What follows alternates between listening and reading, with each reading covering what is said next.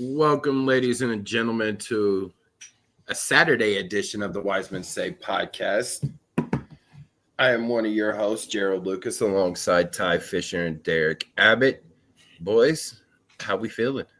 I'm tired. I am exhausted. Exhausted? You don't do nothing. Okay. Wow. First of all. No, I'm all right. Work last night. Got up early this morning with the boys from ODU. No, Peachy Keen living the dream. Ooh, I like that. Thanks. You look like shit. I do. You're not wrong. You're not wrong. Well, boys, we had a eventful game. You're not going to ask Derek how he's doing? He said already. Oh, did he? I didn't hear that. See? I'm doing great, thank you. Just to double it up, you're doing great. Yes. Well, today is match day, so all y'all wake up, Columbus. We did have a game last week, which I don't have the banner. I got you. We traveled north of the border last week to Toronto, and I didn't get a chance to watch the game, but I saw some of the highlights. And what's your take? I know you guys watched the game. There were highlights? I don't know. I wouldn't have even thought so either. I will say this.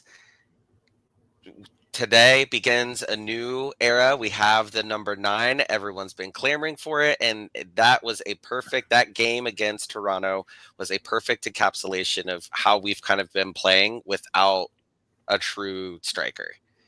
In the sense that, I don't know. By the end of the game, you're just like, I don't know what I just watched, but that was not what I picture Columbus Crew soccer to be as a whole.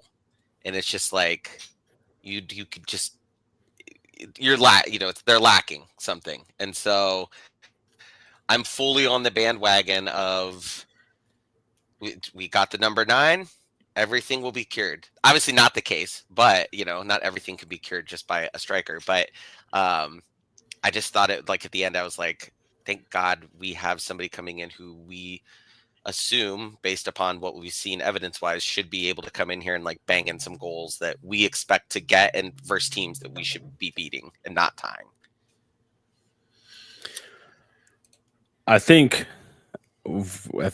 for me, obviously, I was watching for different reasons, mainly for the recap. But I think for me, it just goes to show how reliant we are on either Diego or Jason or Daniel to score a goal. And we're just kind of negating the fact that it's a team sport, right? I mean, we're so reliant on goals because we need a number 9, but at the same time, I think everybody's putting the pressure on the front 3 because of the void that they have to fill that's been left, if that makes sense. Mm-hmm. It's on one hand, it's one thing to, kind of clamor at the bit for goals, right? But on the other hand, it's also one thing to kind of put in a retrospect that, hey, to score goals, we need to build up to the goals. Let's just not put everything in the hands of a front 3 where our wingback is, I believe I saw this, I can't remember. I saw it on TikTok, but it's another Crew podcast. I think it's the For the Crew podcast. Our wingback, Max Arson, is the 3rd highest goal scorer on the team. According to that's what they said, according to them. which I believe to be true, honestly.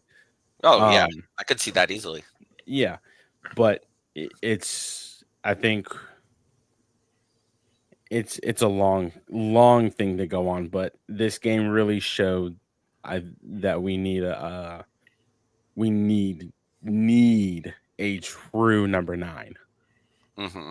I think every game showed that we needed a true number 9, but I think this one in particular showed that we needed a true number 9. But I have to give credit to Sean Johnson also, who absolutely stood on his head. So, from what I saw and what I heard, too much selfishness going around. You know, it's always preached about, and we hear about we, not me, you know, from the team. But the actions on the pitch does not support that. mm-hmm. Right. And, you know, fans are, yeah, where's the goals coming from? Where's the goals coming from? You know, this person needs to score. This person needs to score. Well, they need to do this. They need to do, okay. Like you said, it's a team sport, right? And when you have too many selfish, you don't even have too many selfish people out there. There's 2 selfish people out there, in my opinion, that are stopping some of these buildups. And that's Diego and Max. You know, and if it is true that Max is the highest scorer on the team, second highest scorer on the team, there's your reason. You know, instead of having the buildups, instead of being able to, let the buildup happen to get into those dangerous chances, you have too many selfish people. You have those 2 selfish people, in my opinion. You know, crew fans can cancel me, can do whatever, can get mad, whatever. But in my opinion, from what I've watched over the last, 3 months, 4 months, and the evidence is there, you can see the frustration that there's 2 selfish people that are stopping the buildups and from creating those dangerous chances. Have we had a run of play goal this year? Yes. I can't even remember the last one we've had. It feels like every time whatever momentum they have is getting like just immediately squashed once they get like inside or around the box, and then it just becomes a bit of a hot mess. And maybe, like Gerald's saying, to a degree, like you have a player or 2 who are kind of trying to dictate things to a point of not necessarily always looking for the open person, even if, it's clear they're the open person. They want to try to do too much to try to score the goal. Like the pressure's on themselves when it's like this, like you said, it's a team sport.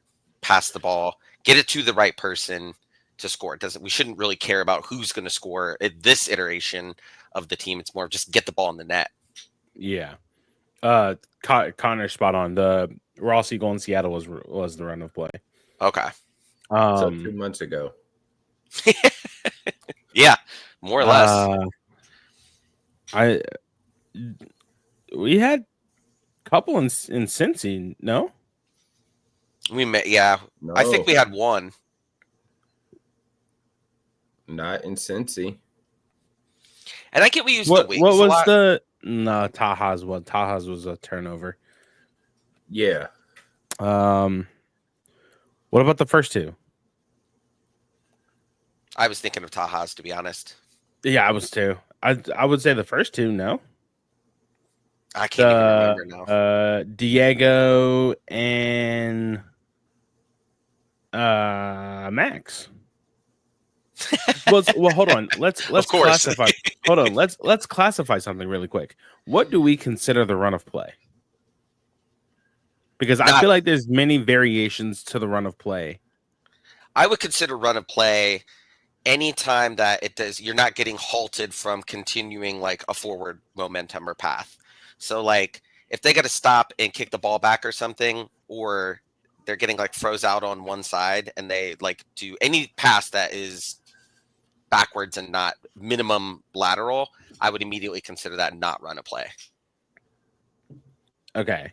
So then, yeah, I don't know. I have to go. I have the match notes up right here, actually, which is funny enough. So I mean, it's hard to. I'm gonna look at these really quick while we keep talking. Well, I think Connor mentioned it in here too. I don't think I don't want to speak for both of you, but I don't think we're not really in like panic mode per se. At least I'm not personally. Yes, if you get on, whether it be Twitter or Reddit or Blue Sky or any of these like social platforms, yeah, a lot of the more active Crew fans certainly are in a bit of a panic mode. But what I would say is like, we have a 9 now. This is somebody that they were trying to get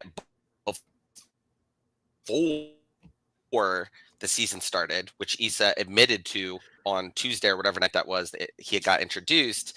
And so like, I think we need to like adjust a little bit on like, it wasn't like they weren't trying to get somebody. They had somebody identified the whole time. They did finally get their guy. So in my mind, what I'm at least telling myself right now is that this is someone that they really, really wanted and valued. They finally got him.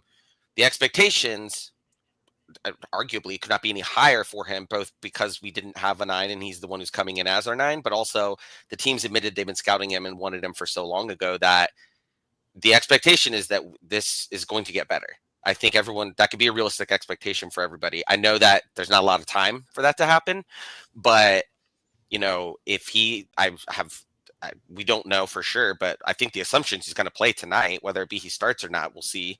But I think that it's very fair for everybody to be like, okay, things are going to turn around now. Like, that's not to say all things will be erased, like our defensive line being very thin, different things like that. But I think goal scoring and more of a chance to win feels like a very realistic expectation now that we've finally we're set into this new project moving forward. How it meshes and everything up in the air, obviously. So I think this was it was a 9-month process. And even Westham even said, the team had been scouting him for 9 months. And if I honestly feel that this was either going to be a Cucho replacement or a Diego replacement.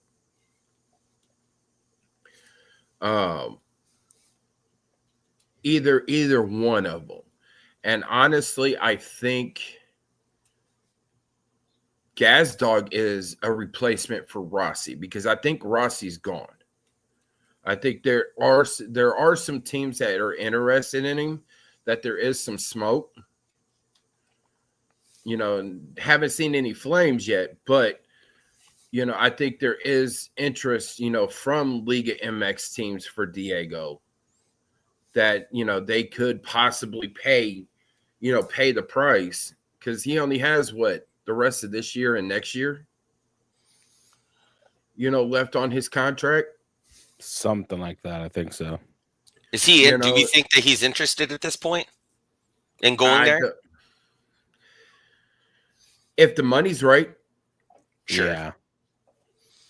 And he'd be a little bit, he'll be getting a little bit closer to home, if that makes sense. But I really think, having it would have been a dream lineup having Cucho and Westham. Yeah. Oh man. Yeah.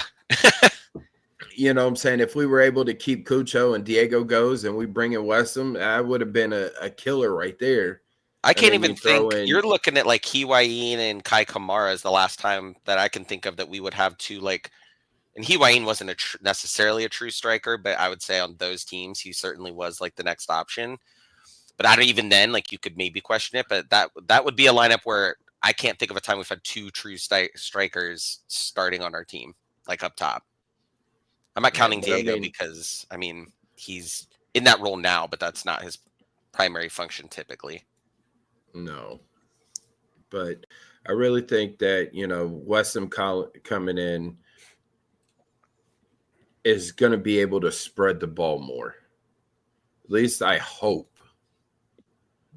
Unless, what we talked about earlier, continues to happen, I think there might be some friction. Oh, please, I hope not. But yeah. And I think the latter, turns around and says, I want out. Right. But I think a combination of Daniel and Westham is going to be great, or Westham and Jason, or I'll even give Aliu a chance with him. Oh, But- your boy. Oh, wow. You wanted him out. You wanted him out last week, and now you want to give him a chance? I will give My him word. a chance. Well, I need to see it. but I wanted him doing it. This poor guy was just on the brink of extinction. But I told you he's not good up front though. He's better on the wings. And he has shown that he is better on the wings.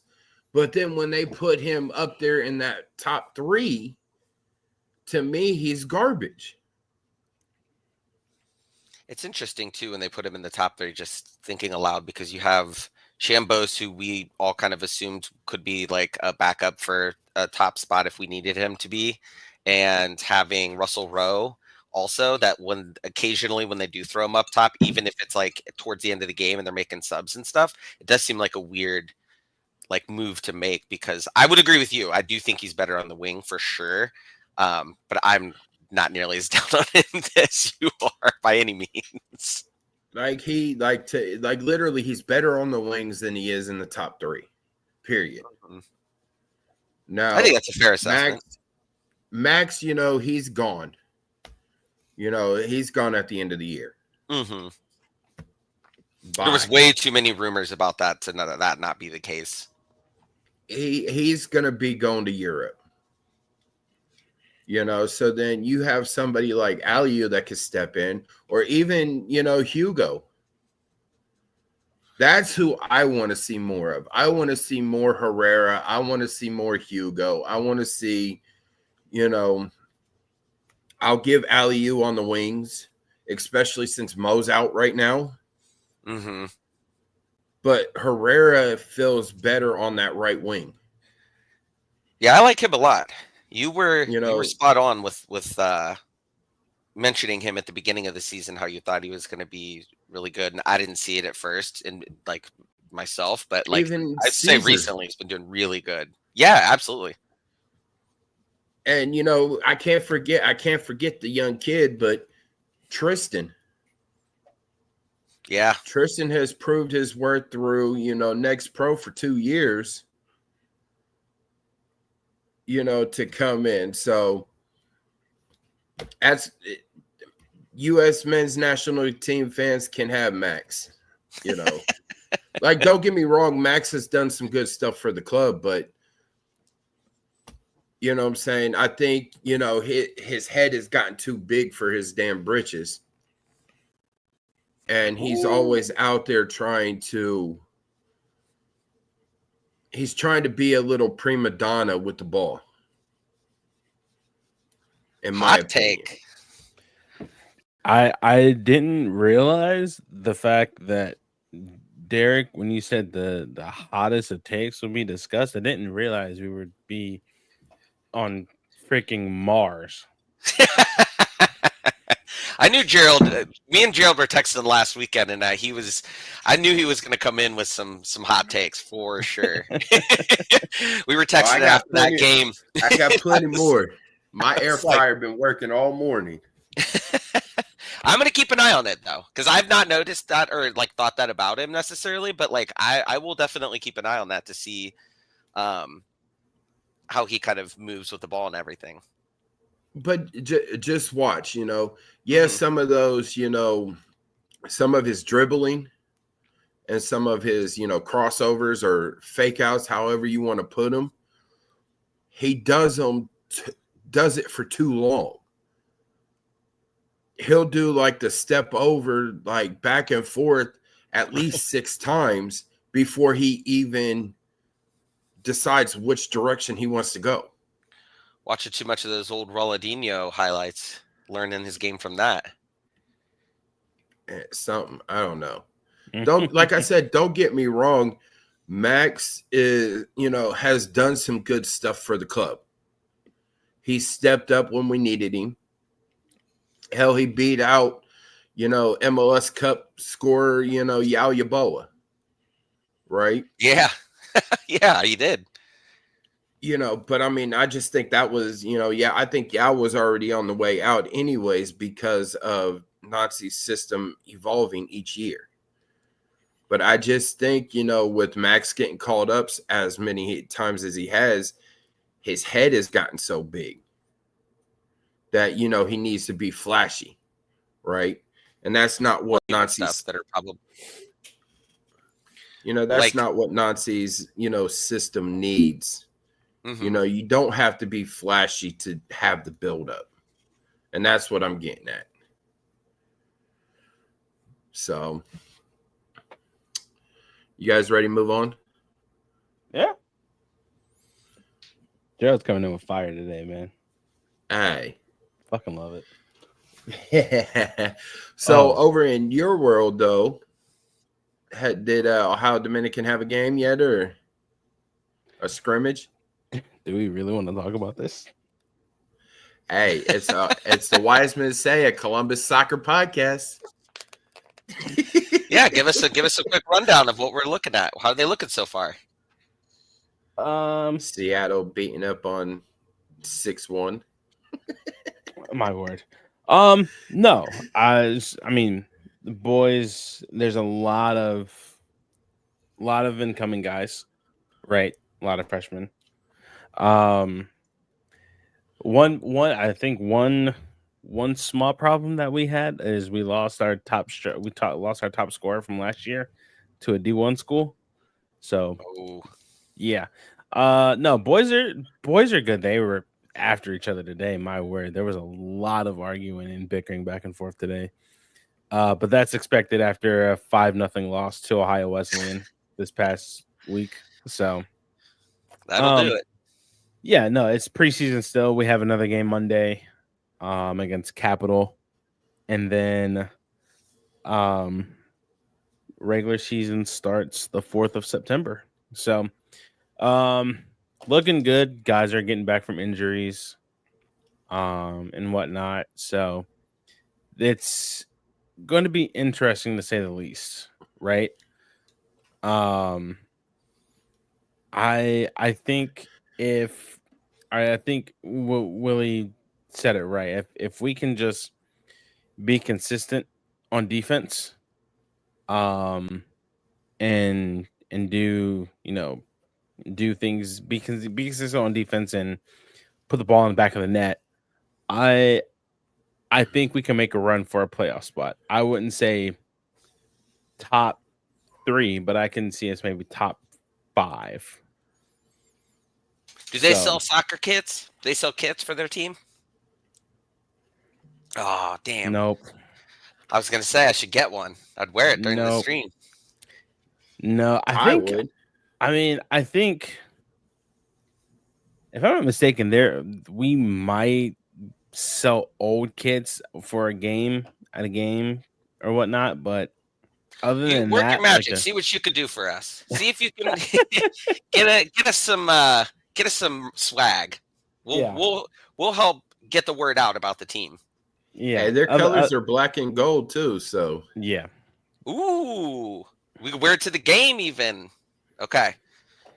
No. I mean, from what I see, no. I think it's just only D1 as of now. That's lame. Yeah, no. But I mean, it's evolving. Yeah. Everyone will be getting paid eventually. It's some kind of monetary amount. Girls team has a game against Wheeling tomorrow, so I think they're leaving today. They can't remember if they had a preseason game already or not. I think they did. I think they won.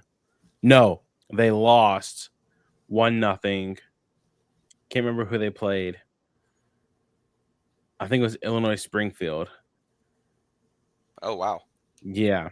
And they lost 1-0. That was a couple weeks ago though. But yeah, Nah, game Monday at 7, home versus Capital. And then regular season starts the week after. Give us your prediction. As the person on the team, Give us your prediction about the game. I think there'll be goals on. I think there'll be goals on the board for both. So I'm probably going to go 2-2 draw. 2-2 draw for against Capital. Yeah. All right, let me pull it up. Don't here, you wish my you guys? betting app. Don't you wish to start off your regular season playing against Lake Erie? No. Or Tiffin? No. Or Finley? Finley, yeah. I mean, Ashland? yeah. I think our first conference game is away to Walsh. Oh, that's up by Canton. Yeah, North Canton area. Yeah. But we have Right by Lee. We have Davenport, Lee, Roosevelt. I can't remember who the other one is. Kentucky Wesleyan. I had no idea. I'm talking towns had non-conference. Universities or colleges. I had no clue. These are all just like Yeah, you're throwing out city names to me. I don't know where Lee is. I think Davenport is up in Michigan. Roosevelt, not sure where Roosevelt is, honestly. September 4th. Here we go. So we have Davenport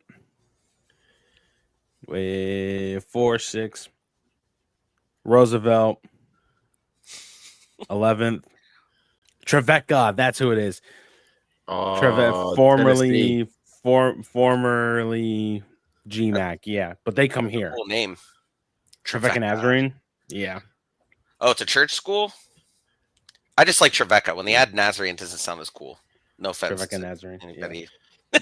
You guys should have got Mount Vernon on there. Mount Vernon Nazarene? Yeah, we should have. That would have been nice to play against Caleb. Yeah. Would have been cool. Caleb's doing good up there. I'm seeing on Twitter. Yeah, but no. I think the boys will be fine this year. Hopefully they can get under each other's skin and I miss the playoffs. Well, hopefully their goalkeeper coach can get them to stop allowing 5 goals. Yeah, not a good start to the coaching career, is it? We lost Ty, but no, I know where he is. But I think they miss another veteran goalkeeper coach that hasn't been there in about a year. Who's that? And Ty knows who I'm talking about.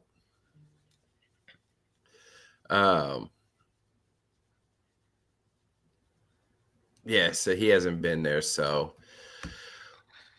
Cappies did Evan Bush. Yeah. Oh, okay. Evan Bush was there, and I think he needs to come back and help, show the reins. Show him how it's done. Show the ropes. Yeah. Cappies had a game. I believe they did lose to NYCFC 2. Which, it's not the season that we're typically used to seeing from Next Pro side, for Crew 2. Mm-hmm. But you bring in a whole new system with Pipa and a whole new coaching staff. And Next Pro has gotten away from what it was supposed to be. Now it's almost like a AAA version of how MLS is. Right. And it needs to go back to being development, to where it's you develop the academy players, you bring them up.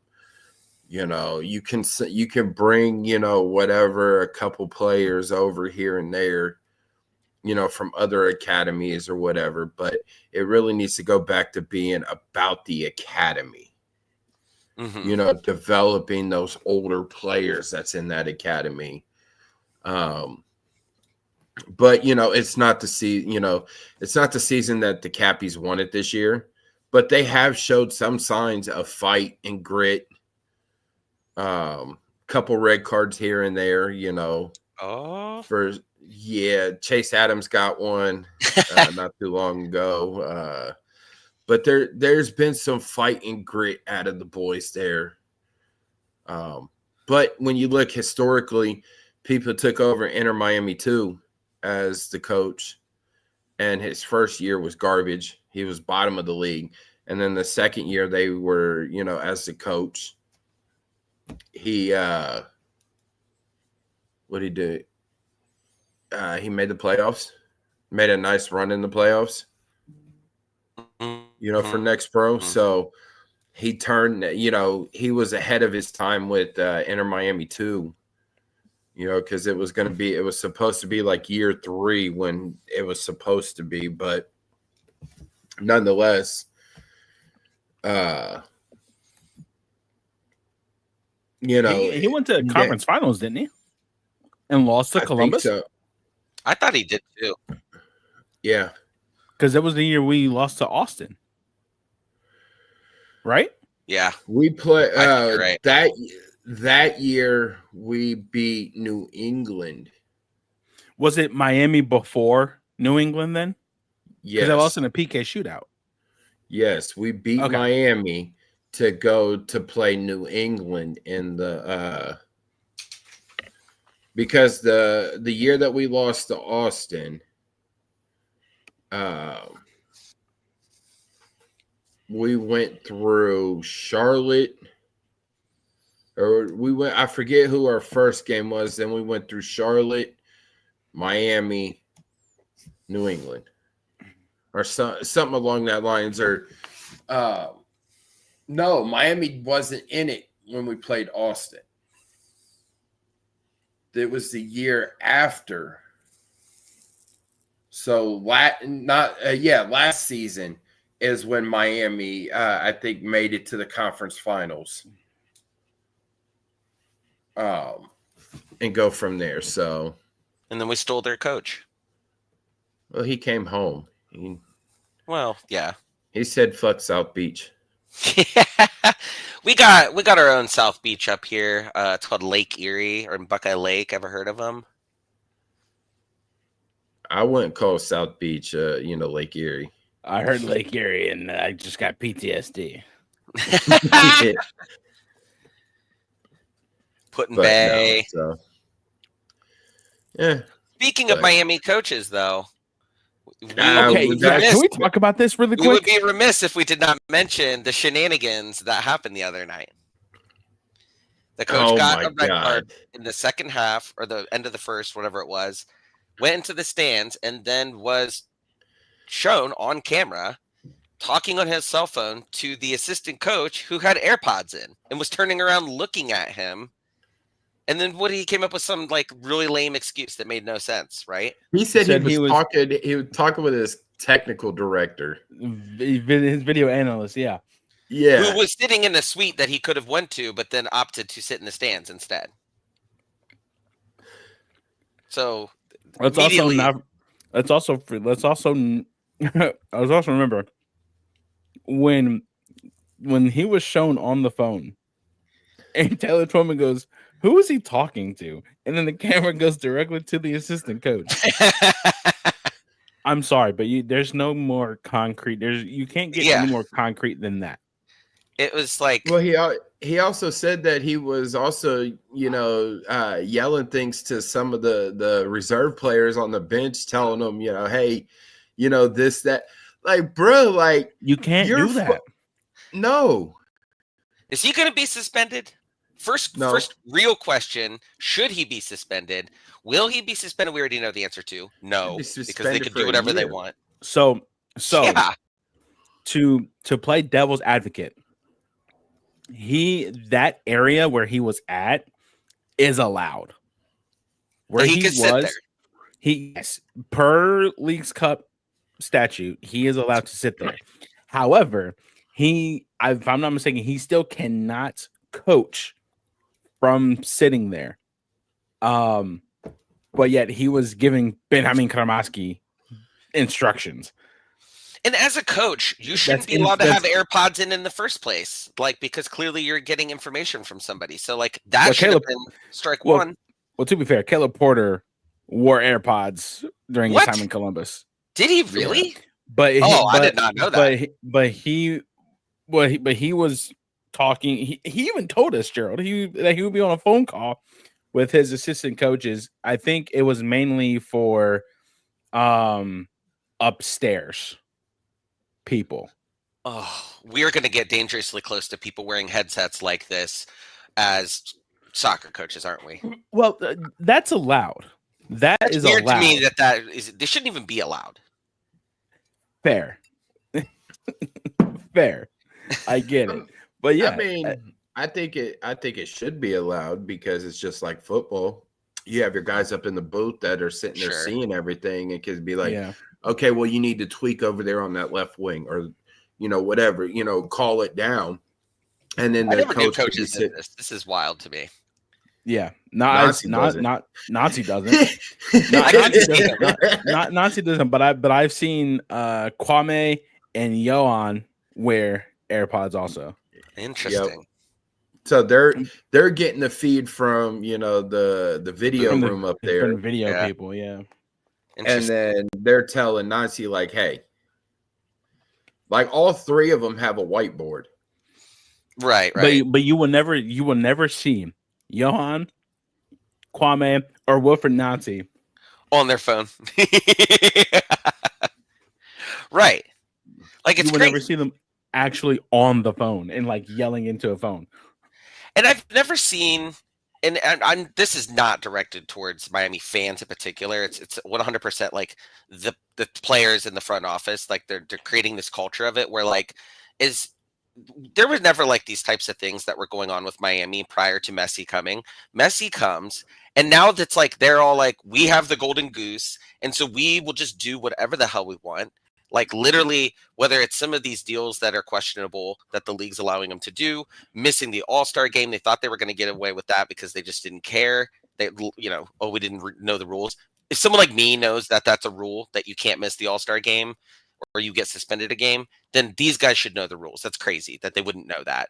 And then to now be like straight up illegally communicating with the coach after you got a red card, like they just do whatever they want and like they're not being punished for it. And it's just, I think when I joined this podcast, I said like, I love MLS. It's like a circus league, but it's like my circus league. They are making it the biggest circus it could humanly be. Like we would have our gripes about MLS prior to Messi arriving, but it's just gotten to the point where it's like it beyond parody. Like it's literally just like a cartoon clown show. It's crazy. And like they should, because he's not going to be around there forever. And then what are you going to do? Are you going to let Miami just continue to do this? Because if that's the case, then why wouldn't every other team start doing it? I think the thing about it is like, again, I think Miami fans are it's smoke and mirrors with them. Yeah, I don't have a pulse on what Miami fans think of this type of stuff. I see a lot of Miami fans say, "Oh yeah, hate us all you want, da da da da da. You'll never be like us, and you guys can do the same thing." Blah blah blah. I'm like, no, we can't. No, we can't. Literally, we have a literal example of it with Zelarayan as a specific example of how the league told us we could not do that. Or the stupid goalkeeper rule, which is a rule, but like we tried to call someone up and they wouldn't let us do it. So we had a freaking player playing goalkeeper all of a sudden. That was like totally unnecessary. Shouldn't even have been the case. Like they're prime examples of how they get special treatment. Hey, speaking of that, real quick, somebody said something at the Meet the Crew event, told Sean that their son uses Sean as a keeper on EAFC. EAFC has a specific card It's a shapeshifter card for Sean Zawatsky as a goalkeeper. That's wild that the crew got even that specific thing got such recognition that in the game you can do that. I want to know what the record of that person who's using him as their keeper is in the game. No offense to Sean, like he did a serviceable job. I mean, it's the most you could ask for him, but I need to know, like in a game, how how that works. I like how Connor said too, Ty, that when you were talking about Miami fans, he said Miami fans. Did I really? Apparently. Fort Lauderdale fans, I think, would be more accurate. I honestly don't remember doing that, but hey, if I said it in quotation marks, not so totally wrong, right? For some fans, that's funny. Oh man, he has 5-star weak foot, 3-star skill moves. His base card is a 67. But yeah, he has playstyle plus long ball, far throw, What's and his footwork. Keeper rating? Besides being a 94, probably like a 40 something. A 30. His jersey number 25. But yeah, hey, he's like a cheat code of a player though. You stash him on your bench, and then if it comes down to it, and you do need a keeper, you've got an extra one. Whereas most players on this game would not even think to do that. But yeah, no, when I saw this, I literally laughed so hard. I was like, "There's no way that this got that much like traction." To the fact that EAFC. I would have never guessed. I thought that was quite literally like something that very small bubble outside of the crew fandom would even like recognize as a thing. Like I'm sure they maybe covered it on the wraparound show on Apple TV, but like outside of that, like I would have never guessed that anybody would have picked up on that one game. I literally saw it. Like when it popped up on because I was playing EAFC and I was looking for a goalkeeper. I saw Sean Zawatsky. I was like, "There's no way. There's no way." That they talked about it on like the wrap-up show. They put that game with the asterisk, because there was a hat trick in there, and it's like, that hat trick is gonna have an asterisk by it because you didn't score a hat trick on an actual keeper. That's funny. It was so you can sell, and like because Seattle fans were celebrating, and oh yeah, he scored a hat trick on the reigning champs and XYZ. There's a small little part about that. Yeah, and like, funny. Go ahead, Gerald. It just was like, really, like he's a field player. And you want to know what the other crazy part about this whole situation is? Albert Rusnak, the guy who got the hat trick, ended up getting player of the match day for that. Wow. Yeah. Sean should have gotten it, even though the team lost. Like just for the fact that he went in there and like performed to any level of like they should, and on paper, when you tell someone that, you're like, oh, they're gonna score like 8-9 goals. And so the fact that he was able to like not let every shot go in is like, okay. I remember when he made his first save, man. That's what? That'll be a top 10 crew memory, like game memory for me is him going out there and the Nordic just going absolutely bonkers for it. Yeah. And poor Zawatsky, because he went in on that free kick and Rusnak scored that. And you just see Jordan Morris just stand there and just absolutely just pat Sean on the back like, damn, that's unlucky. Yeah. I remember where I was that day. I had just got home. I think Ohio Dominican played Walsh. I can't remember who it was. I was there. Seeing that. And I got home and I see I was watching the game. Me and my mom were watching the game. And as soon as the record happened, we're like, oh, who's going to put in them? Like, it's got to be Sean Zawatsky, right? And as soon as he put that jersey on, I was like, I knew it was like way too big for him, too. It was like just hanging by his knees. And I knew it. They couldn't even go to the team shop and like get a keeper jersey that like fit him a little better. Yeah. Man. I think that ODU, if they are looking for a new keeper coach, I got the perfect guy. He's got some experience. He's a little younger. Honestly, yeah. I like Luke though. Luke's doing good with him. Yeah, I'm just kidding. Oh, I know. Alrighty, boys, ladies and gentlemen, it's time for the game today. Yes. I remember that. Is New England good? How have they been playing? Well, let's look at because I remember months ago we were talking about the end of the schedule and how we thought it lined up for us favorably.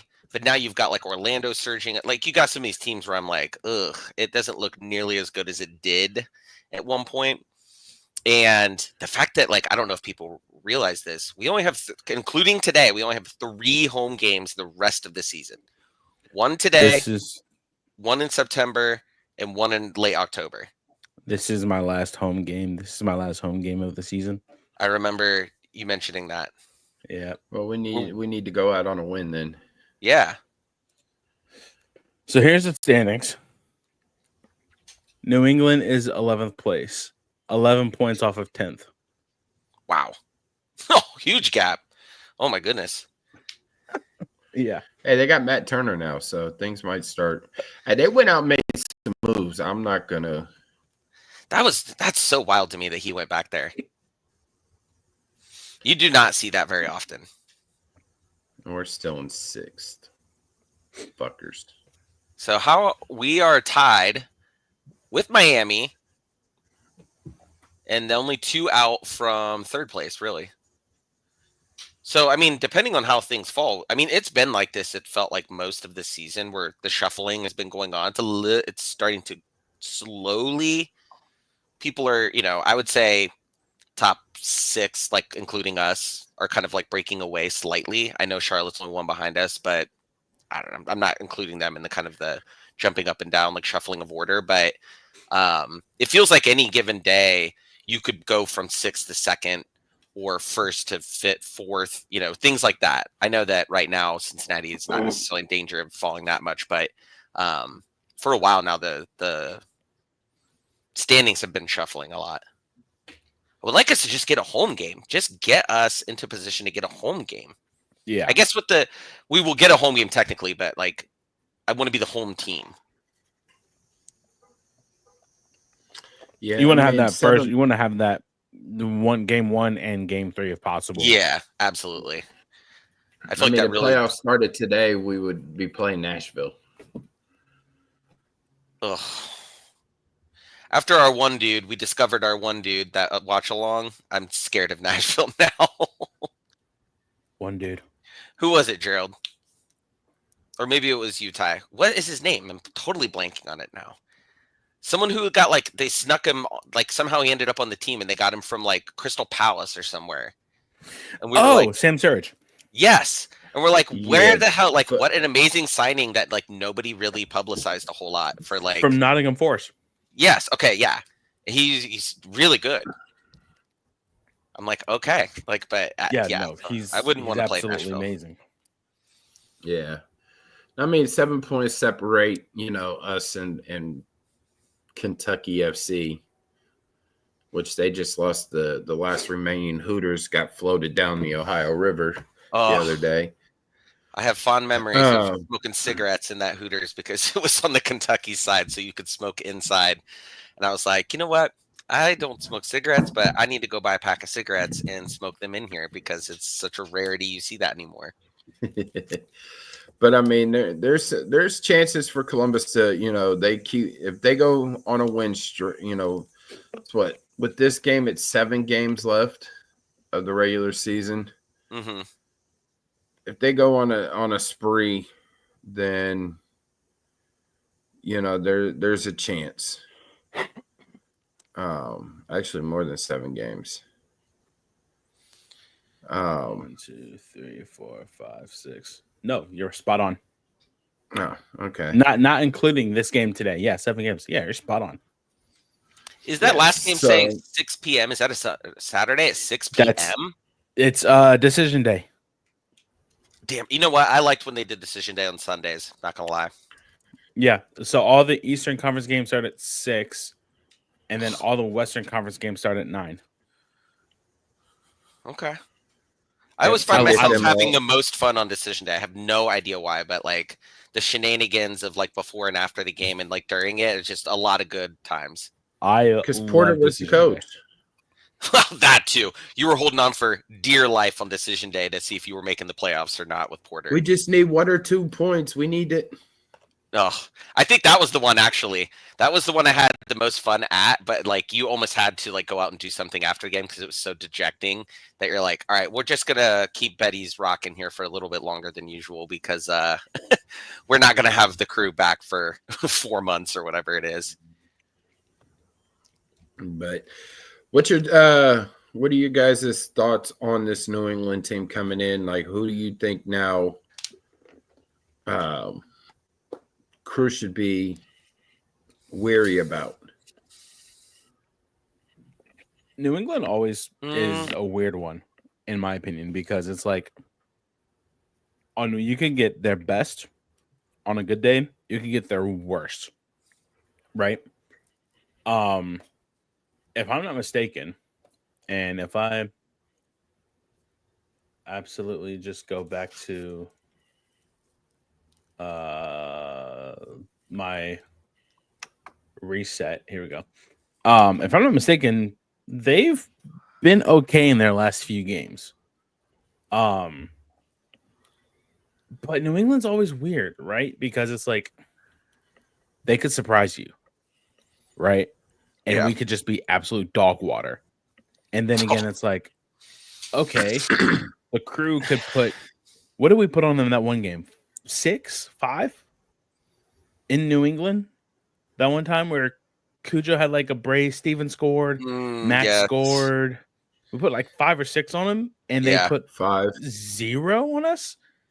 And it's like, oh, this New England team sucks. But then again, you have Campana, you have Carles Hill, you have Thomas Chankalai, who, when healthy, can turn this New England team around. Yeah, 11 points is a big gap, but what's the worst that happens? Our defense lets in a crappy goal in stoppage time. Seems to be the norm, sure. Predictable. Very predictable outcome there. But it's like I don't know. It's weird. I don't want to say too much because then it's like the opposite can happen. Mm-hmm. Right? But at the same time, it's like, let's take into consideration what all they have had so far in these last few games, and this isn't even loading properly. Because I was going to pull up their form guide, but it's not. And it'll It's be not interesting pulling to up see what properly for Turner me. does. I mean, coming back to Coming MLS. back. Yeah. I think the Premier League is a little more faster than MLS. Yeah, I would 100% agree. Like the games, just in general, when you're watching them, there's a big difference in pace in the games for sure. So I think it's going to be some adjustment for him, getting back to a slower pace.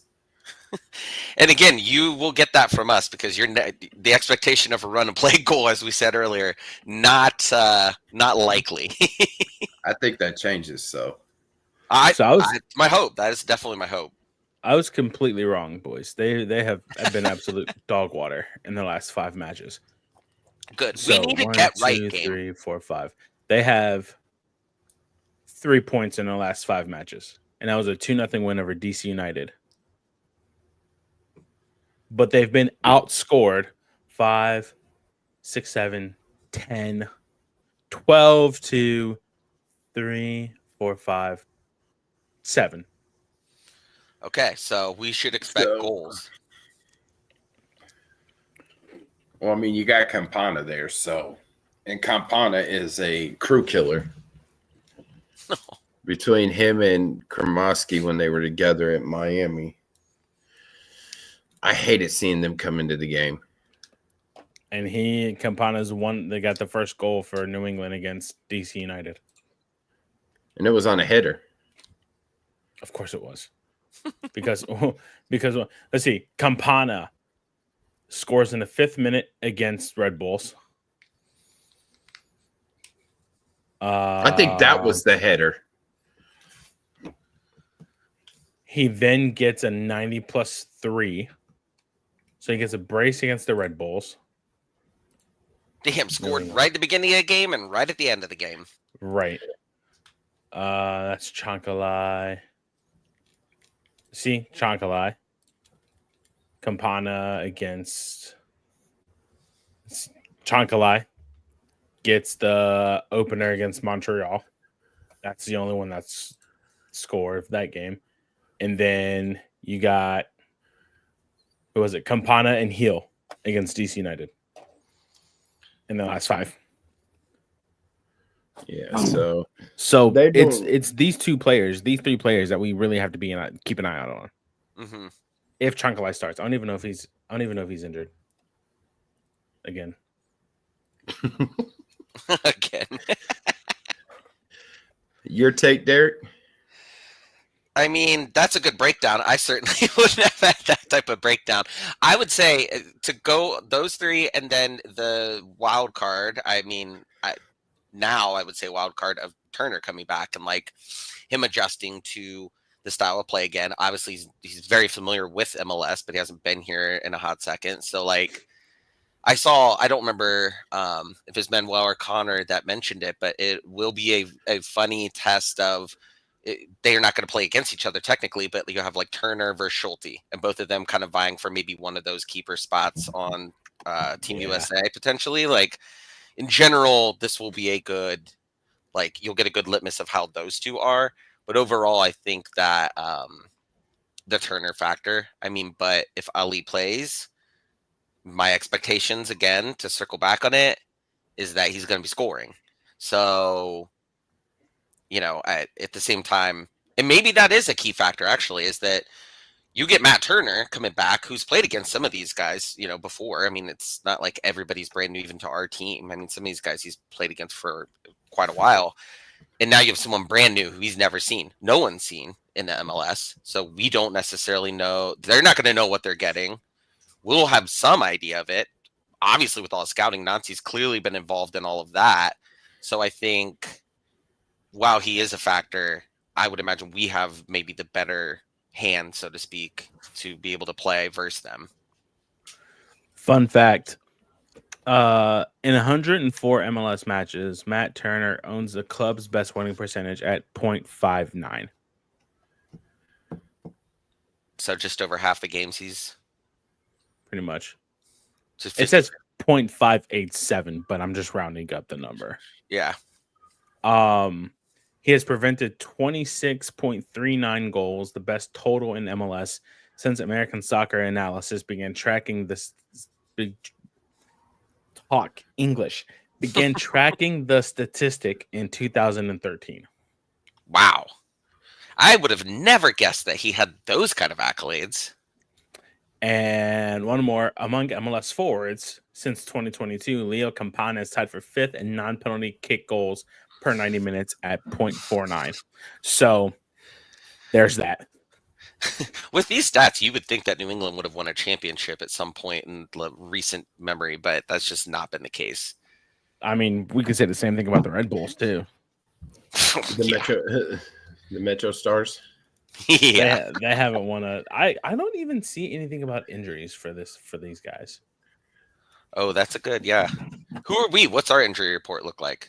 Mo Farsi out, Rudy Camacho out, Darlington Nagby questionable.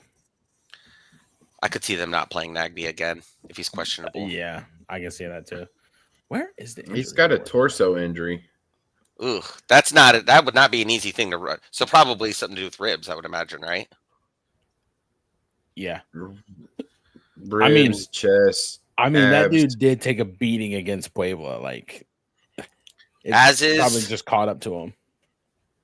Shocker, right? That eventually he's gonna you can only get beat up for so long, and with nobody stopping anybody from doing it before it eventually does take its toll. Question on the phone line: does Elise start or get 45 minutes off the bench? Ooh. I would say conventional wisdom, based upon how Nancy typically handles these, is that he will not start. But at the same time, I feel like we need him. I don't know, like what his like in how what do they call that? Like fit or shape or whatever. But I mean, gosh, I hope he starts. I would probably see Dylan getting the start for Nagby's spot, and then possibly even seeing Hugo put in there. Yeah, Because Hugo's that's what he an was brought in attacking for. mid, so yeah, so having those two there, and say Westham does get the start. Please. We'll see. You know, New England only has one person out, and it's Eric Klein with a head injury. Who's that guy? That's a good question. I don't know. Never heard of him. So that's all they have on their injury report. Connor said Rudy's on pace to have a Perry Kitchen season, to be honest. I was thinking of That's our so boy Josh fair. Williams. Aw, He won a championship that year too and didn't play. Don't Love do our Josh, boy Josh obviously. like that. hey, Josh played a Josh couple was Cappy nuts. games. Did he that season? Okay. Yeah, he played like 2 or 3 games at the end of the season for the Cappies. Wild. That's wild. He played in those games. One, just because of how long he's been in MLS, that he played for the Cappies, like at the end of his career, and then 2, that like 2 years later he's their assistant coach. It's a pretty wild trajectory. All right. Ty, what's your key to the game? Limit the defensive mistakes in the back. I'm Honestly, glad you mentioned that. Limit the mistakes in the back. You can't keep relying on Patrick Schulte to bail you out every time. Be smart playing out of the back. New England likes to press. Caleb Porter switched up his style. Now he likes to press the ball a lot. So honestly, let's just is Willie likes to say during game 2 touch, right? Collect, send, collect, send, collect, send. Yes. Bring them in. Gerald, I think you've said it a couple of times. Bring them in, attract them to come to you, and then just play around them. It's the way Nancy likes to play, but defensively we have to limit the mistakes. We can't keep giving up goals within the first 5 minutes, own goals within the first 2 minutes. Honestly, we can't keep doing that. So, and turning it over on our side of the field too. I feel like our D's been doing that a lot, where they'll absorb the pressure, but then they just turn it over and they've already got it right there ready to score. That's something but I will say, on the flip side of this, if they do it well, of course, that's a big if, we should see, just to wrap it all up, we should see run of play goal tonight. That is my prediction from a general sense. I also thought of a couple more. I think run of play goals. Atlanta, Jason Russell Rowe, his brace. Yeah. What do we consider that run? Okay, cool. I can't remember if we. But that was what, like March, April? It's still a run of play. I know. I'm just saying how long it's been. Honestly, yeah. You would think it was probably last year. And those are like exciting too. Like, there's nothing wrong with how we have been scoring goals necessarily, but like those are like, I feel like that's a good sign of a team that's like really clicking when you're able to immediately counter and spring an attack like that. Yep. Well, it's that time of the show.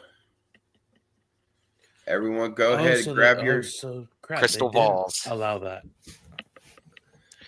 Everyone go ahead, pull up your DraftKings FanDuel account. Bet365 MGM. I was literally doing that as Ty was talking about the scoring for New England. Like, okay, who can I put money on to be their goal scorer? So I really appreciate that. I think he's so mesmerized, but there we go.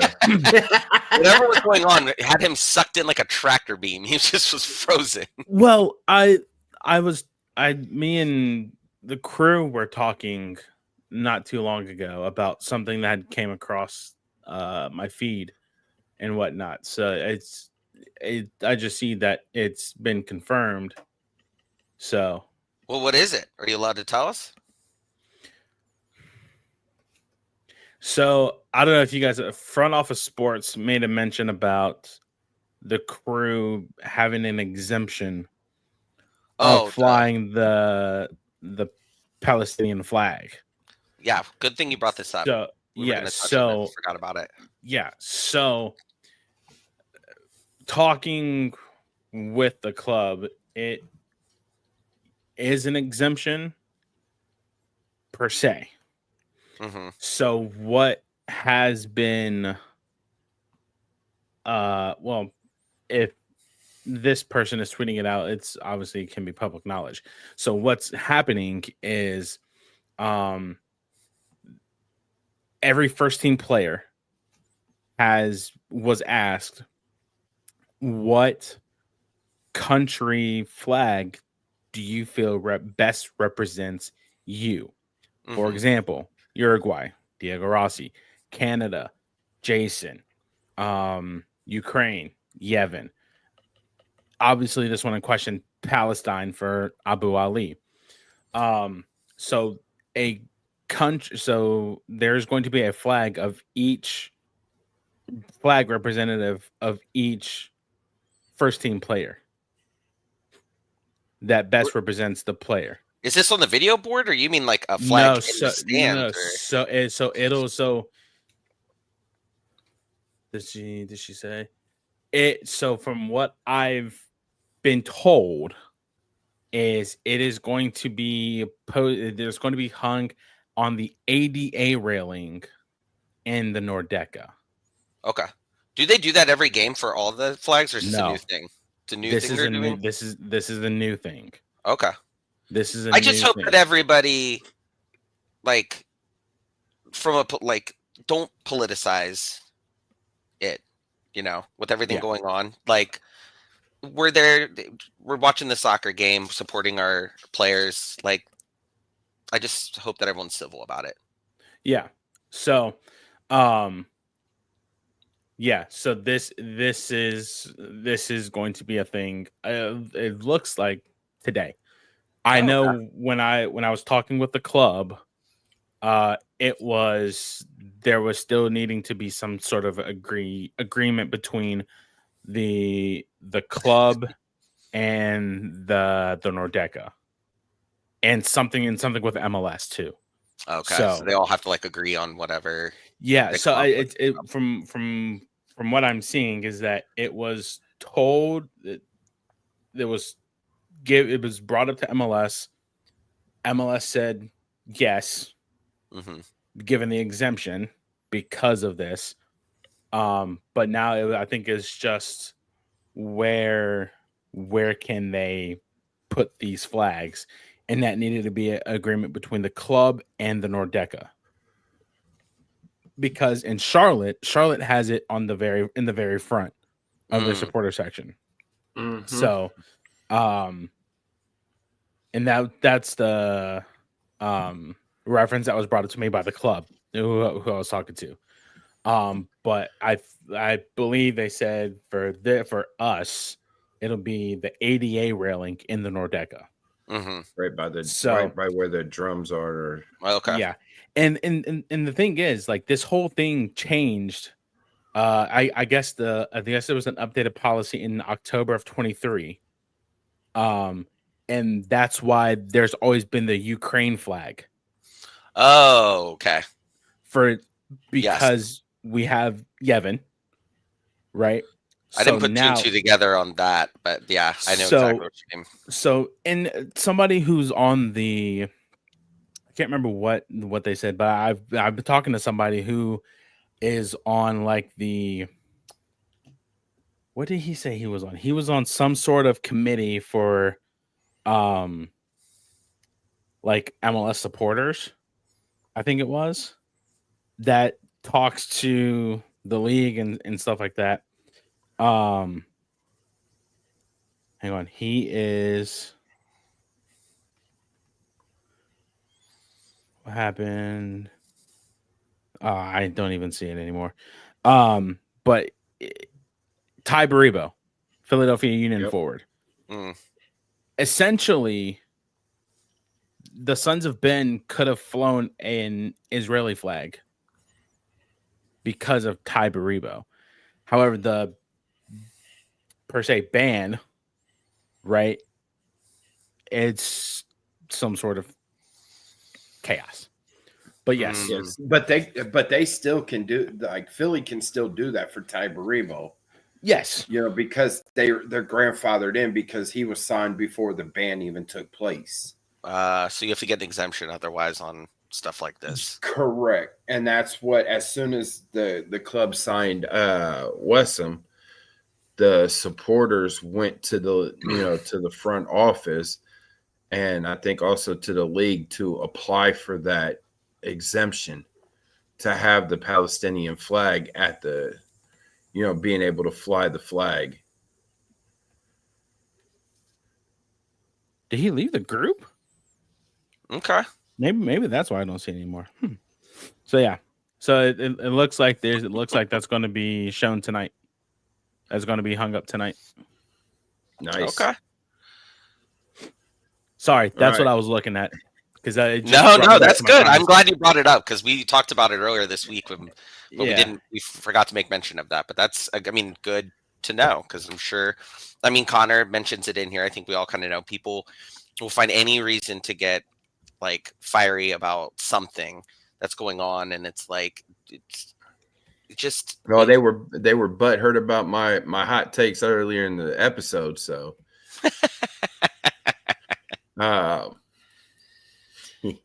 But we're at the best part of the show now.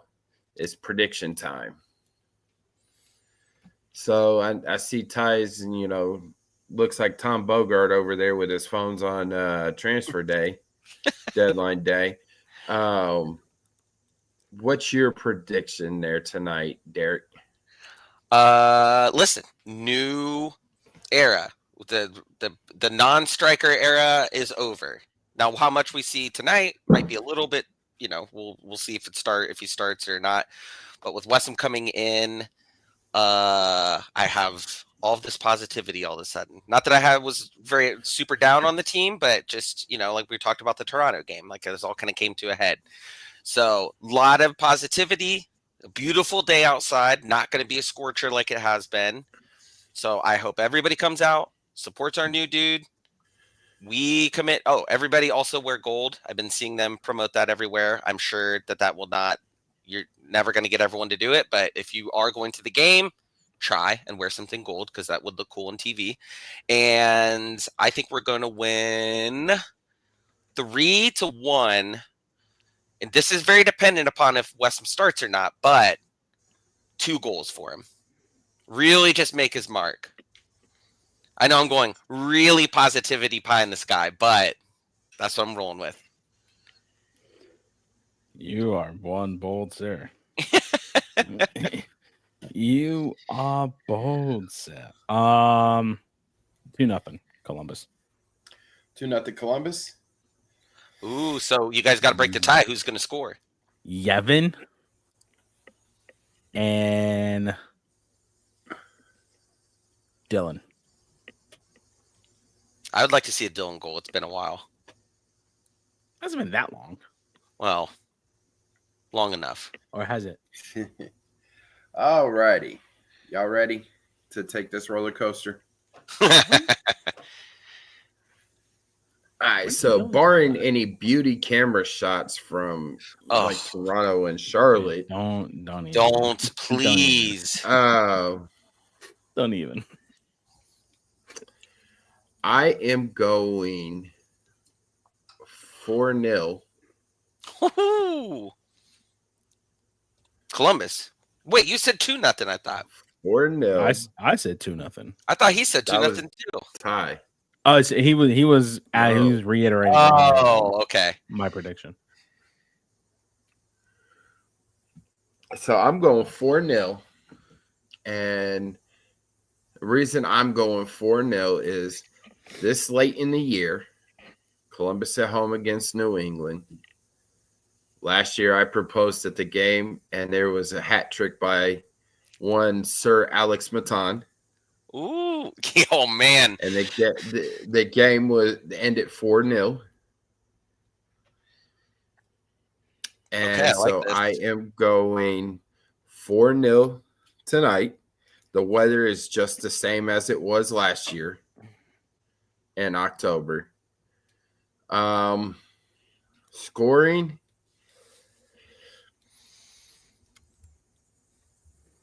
If I'm right on my starting 11, Dylan gets a goal. Sean gets a goal. Steven and Daniel. That's why he said barring any beauty cam angles. That's knowing we don't have any beauty cam angles at lower.com. I was gonna say I can't think of. Dude, I'll tell you what, the offsides in the past few weeks, we've had enough offsides to I don't know, but it's been insane. If you took a drink for every offsides in the past few weeks, you'd have some health problems. Like it was crazy. We got to cut those down. Just gave us this DraftKings parlay. I don't use DraftKings, thank you. When I Hey, do the decide correct to put score. in. Oh wait, this is halftime. Oh my god, I placed the score. Oh wow. I'm not going to talk about what I just did because it was a boneheaded mistake. Oh Lord! Like if I were to put a ticket in, I use FanDuel, not DraftKings. But I am not putting any tickets in because I have not been on there making any parlays. Saving all your money for football season. Exactly.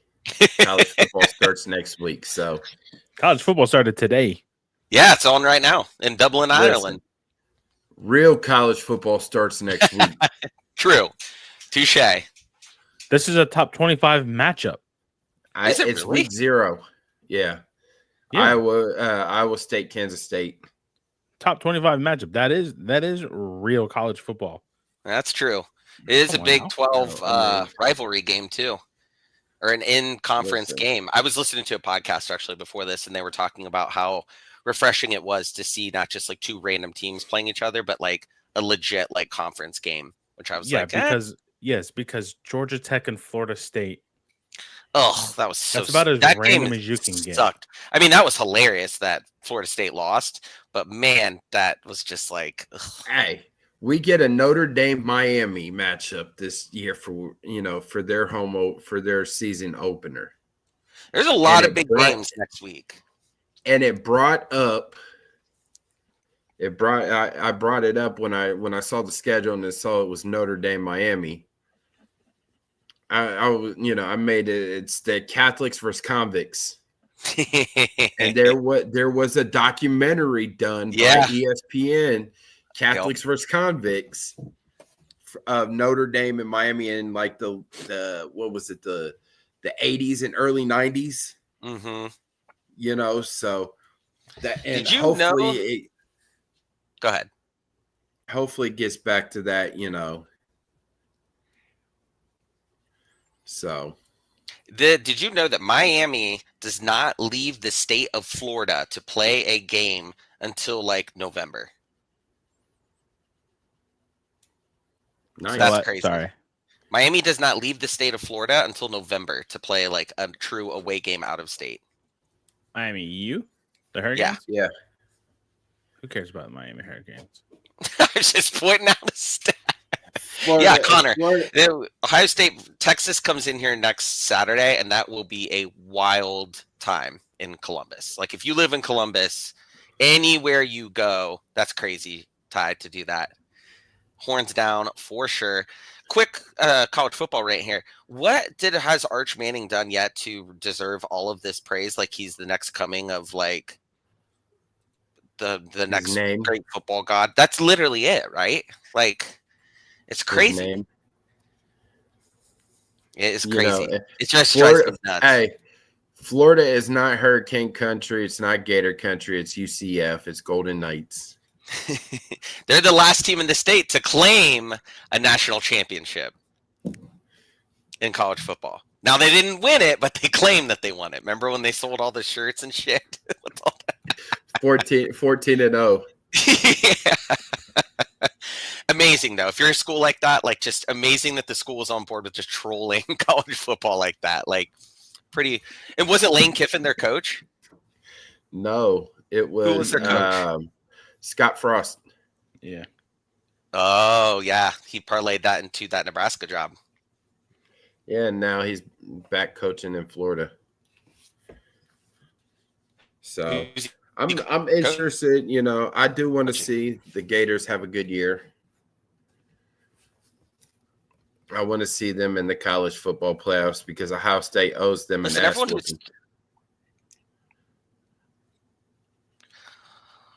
Who? Wait. I froze for a second. Ohio State owes the Gators an ass whooping in a trophy game. Dude, I was at that game as a college freshman. I don't even want to bring that game up. I spent so much money to go to that game. Spilled like a $20 beer after that. Ted Ginn Jr. returned that kickoff. Spilled a $20 beer that I had to get underage. Had to get somebody to buy it for me. And it was downhill right after that. Just totally downhill. Oh, well. Everybody come for the MLS and Ohio Dominican soccer talk. Stay for the college football talk. You gotta love it, right? Oh, yeah. Best time of the year. You got MLS, hitting the home stretch, college football starting, college pro football starting, ODU starting, shout out Ty, and it's just amazing. And hopefully we get fall weather a little earlier than November this year. Yep. Well, ladies and gentlemen, that is a wrap on another episode of the Wisemen Say Podcast. I know everybody has to be starting getting moving around and start pre-gaming now, friends. I would say somebody needed to go get lunch, but it looked like he had Bibby Bop already. Oh, Noodles and Company. Oh, that shit look good as hell. Yeah. But so there, start getting ready to actually head down to a tailgate or wherever you're going to be going. Ooh, man, well, going to Texas Roadhouse before. No, Texas Roadhouse rocks. No, hold on. But there's a thing why Manuel said that. Because he saw you guys at Texas Roadhouse, right? Love it. Yeah. In Cleveland. Yeah. Out of nowhere, he comes up to us. Hey, you guys, like, hold on, what? You're like celebrities. I love it. He just comes up and he goes, remember, guys, Wisemen say? You go. Only fools. Did he get your guys' autograph? No, he was on the way out. We had just got there. Man, well, he was missed on the opportunity, man. You get that on one of them trading cards and bring it on down to the arena district, flip it for some money. A Texas Roadhouse receipt. No, but ladies and gentlemen, it's been a pleasure, entertaining you guys before the fireworks tonight for Crew taking on another MLS original in New England Revolution. Oh, shit. Well, you could join us at, like, subscribe to our YouTube channel, Wisemen Say Podcast. Ring the bell for notifications. Yeah, well, it's also ring the bell like the Clippers. You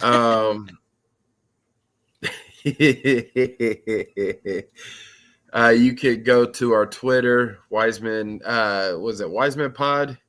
Yes. In Blue I Sky. was in Blue Sky.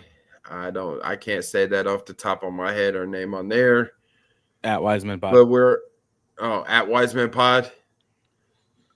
So we are also on Instagram, I believe, still. Yep. At the Wisemen Say Podcast. Alrighty. And then all the lovely logos that you can, well, once we move Derek out of the way. Oh, sorry. I'm blocking all of our promotional sponsors here. All the icons that you see there, iHeart, Amazon, Spotify, Overcast, Pocket Cast, Goals TV,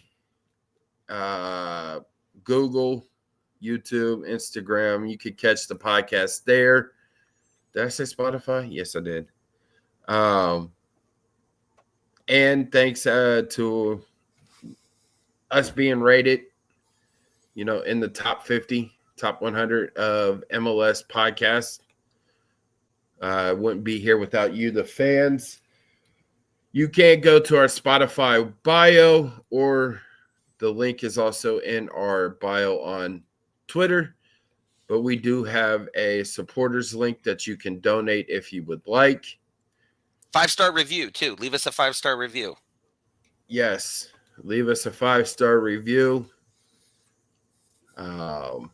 Also, there in our bio is our link tree that has our link to our merchandise store, which, as you saw last episode, Ty had the wonderful wine glass, sipping some ice cold Dr. Pepper out of it. As one does. Best soda. Yep, best soda in the world.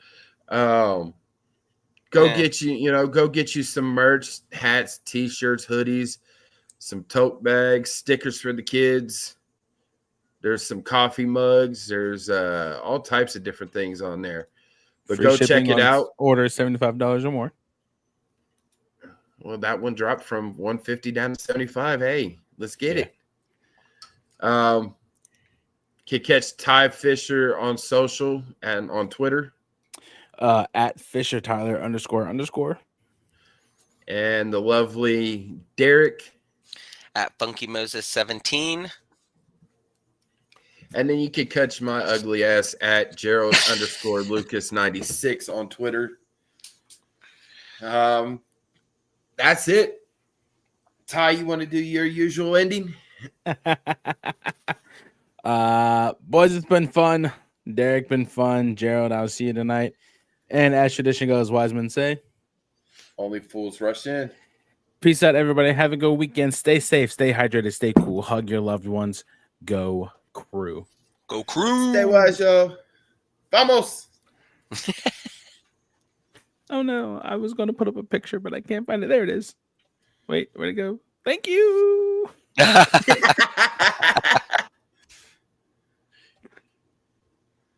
And